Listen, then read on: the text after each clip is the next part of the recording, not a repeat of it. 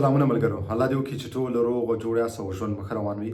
د یو نوې ویډیو د یو نوې موضوع سره بیا ستاسو خدمت کې حاضر یم. ملګرو، نننۍ ویډیو چې کوم د هغه ما دې دپاره ما یو ډېر مهم سوال انتخاب کړی دی. هغه سوال چې اکثرا ملګري مانه دا پوښتنه کوي او دغه سوال مانه ډېر زیات کېږي او بار بار کېږي، نو غوښتل مې چې دې د باندې ځان یو ویډیو جوړه کړم. دغه سوال اکثرا چې کله هم زه ملګري وګورم بیرون، مانه دا پوښتنه ډېره کېږي چې زما ملګری یا زه خپله د سندیانه هم رد شوی یم، اوپرا هم رد کړی یم، زه اوس څه کولی شم؟ زما دپاره اخرنی کوم اپشن پاتې دی؟ زه کومه لار ده چې زه هغه اوس غوره کړم؟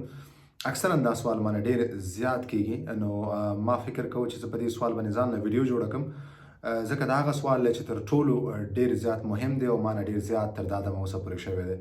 نو ملګرو، هغه کس چې څوک اوپرا هم رد کی او بیا د لاړ شي سندیا محکمه هم رد کی، نو دی بیا اخري لار یا اپشن د سره کم یو دی. هغه د سره یو کس که چیرې رد شي د اوپرا نه او د سندیا نه، نو دته اخري لار چې کوم دی هغه پاتې کېږي، هغه غږزامه ده. نو دی غږزامه کولی شي. غږزامه په معنا د دې چې ته د دوباره کتنې دپاره ته غواړئ چې دوی ته درخواست ورکړي چې ستا په دوسیه باندې دوی دوباره د سره نه کتنه وکړي، نو دې ته غږزامه ویلی کېږي. چې ستا دوسیه چې کوم د هغه د سره دوباره دوی وچیړي، دې ته غږزامه ویلی کېږي. نو هر کس چې هغه د اوپرا نه رد شي او هغې نه بعد د سندیا نه رد شي، نو د سره اخرنی اپشن پاتې کېږي غږزامه. نو دی غږزامه کولی شي. غږزامه چې کوم دی هغه د وکیل له طریقه کېږي. دی به دې دپاره وکیل ونیسي او وکیل چې کوم دی هغه ورته ټوله دوسیه د غږزامه چې کوم دی هغه مخکې وړي.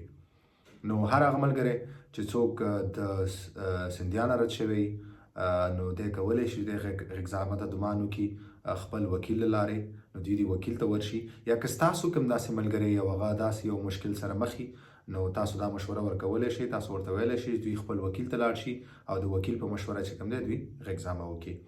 نو هغه ملګري چې چا دا پوښتنه کړې وه، زه مطمئن یم د هغوی دغه سوال چې کوم دی دا به حل شوی، او دا که ستاسو نور څوک داسې ملګري، نو تاسو هم ورسره دغه خبره شریکولی شئ. نو زه یو ځلې بیا دا خبره تکراروم چې هغه ملګري چې کوم د اوپرا نه رد شوي او بیا د سندیا نه هم دوی د محکمې نه هم رد شي، نو دوی کولی شي دوی سره اخرنی او دریم اپشن چې کوم دی هغه پاتې کېږي، هغه غږزامه کول دي. دوی وغږزامه کولی شي او غږزامه چې کوم دی تاسو د خپل وکیل په ترو کولی شئ. دې دپاره به تاسو وکیل ونیسئ، وکیل ته ټول اسناد ورکړئ، نو هغه ستاسو دوسیه مخکې وړي او ستاسو دپاره غږزامه کوي. بله دا ده چې غږزامه چې کوم دی هغه ستاسو په هغې باندې ډېر زر فیصله کېږي، وخت ډېر کم اخلي. غږزامه کې که تاسو چې بیا چیرې رد شئ، نو تاسو بیا دوباره بیا سندیا ته ځئ، بیا محکمې ته ځئ. نو کوم ملګري چې داسې مشکل سره مخ وي، نو دوی کولی شي چې خپل وکیل سره وویني او د غږزامه په اړه باندې هغوی نه مکمل معلومات والي او هغې نه بعد دوی فیصله وکړي. نو مننه ملګرو، نننۍ ویډیو همدومره وه. تر بلې ویډیو پورې په لاس سپارم. په مخه